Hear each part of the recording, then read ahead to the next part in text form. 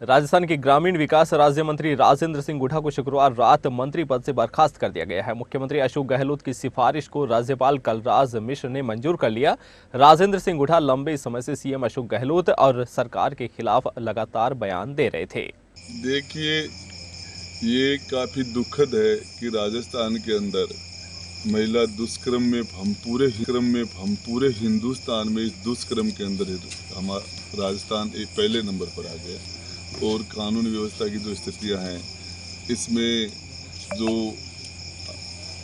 RPSC में रोज paper out हो रहे हैं और जिस तरीके से नौजवान परेशान है, इस सरकार की तो स्थिति तो ठीक नहीं है। जो सच बात बोलना और सच के बाद में उसमें सुधार करने के बजाय उन्होंने कद किया। सरकार को हमने 5 साल तक इस सरकार को अल्पमत में थी, हमने इसको राजस्थान की जनता के हित के लिए कि ये राजस्थान की जनता का हित होगा, मजबूत सरकार रहेगी, फैसले करेगी। लेकिन उसमें जो जिस तरीके से नौजवानों के साथ, महिलाओं के साथ कानून व्यवस्था की जो स्थितियाँ हुई, तो उसमें जो हमने सोचा था वो नहीं हो रहा। अब मैं सोमवार को विधानसभा में जा रहा हूँ, ये सारी बातें मैं वहाँ करूँगा। कि ये बहुत देर से हुआ है।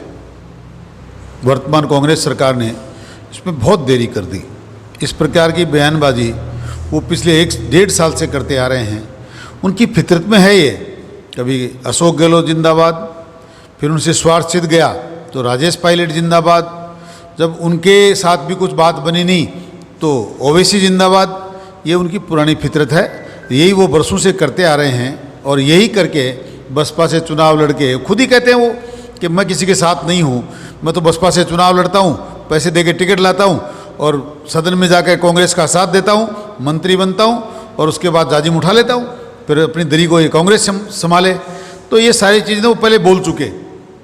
आज तो मणिपुर की जो चर्चा उन्होंने करी वो कोई बात थी भी नहीं, फिर भी सरकार ने संज्ञान लिया है और बहुत देर से लिया है। सरकार ने लिया, उसके लिए धन्यवाद, लेकिन देरी कर दी, ऐसा नहीं करना चाहिए था। बाकी राजेंद्र गुढ़ा का मैं आपको बताऊं, ये जो कर रहे हैं इससे न तो किसी कार्यकर्ता को फायदा है, न क्षेत्र की जनता को फायदा है। वो व्यक्तिगत आदमी है, सिर्फ अपने स्वार्थ के लिए जीता है, अपने स्वार्थ के लिए काम करता है। ये तो जनता को सोचना चाहिए कि उदयपुर की जनता किस प्रकार कैसे लगातार बार बार गलतियां कर रही है। जो आदमी मात्र अपने स्वार्थ के लिए जीता है उसको क्यों किस प्रकार जनता अपना सहयोग दे रही है। पर अब जनता के भी समझ में आएगा और सरकार के भी समझ में आया है कि इस प्रकार के लोगों को साथ नहीं रखना चाहिए।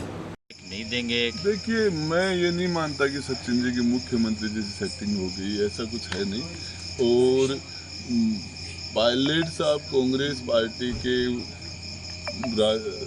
लेट पायलट साहब, राजेश पायलट साहब के टाइम से वो कांग्रेस में थे, आज भी हैं, वो आगे भी रहेंगे और वो उनकी राजनीति है। बाकी वो पार्टी में किस तरीके से काम करते हैं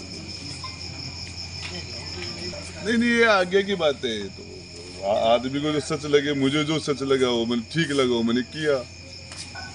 मुझे लग रहा था पायलट साहब के साथ ठीक नहीं हो रहा तो वो बोला, मुझे आज लग रहा है महिलाओं के साथ ठीक नहीं तो ये बोला, मुझे लगा यूथ के नौजवान के साथ ठीक नहीं हुआ तो आरपीएससी भी बोला, मुझे ये ठीक लगा कि भ्रष्टाचार हो रहा है और सरकार कंट्रोल नहीं करे तो उस पर बोला। अब वो तो क्या मानते हैं आप? ये तो उनसे पूछा। बर्खास्तगी के बाद गुढ़ा बोले, राजस्थान महिला अत्याचार में नंबर 1 है और यह कारनामा गहलोत सरकार के कार्यकाल में हुआ है। यह सच है और मुझे सच बोलने की सजा मिली है। गहलोत का मैंने साथ दिया, लेकिन आगे इस आदमी का साथ देने से पहले 100 बार सोचूंगा।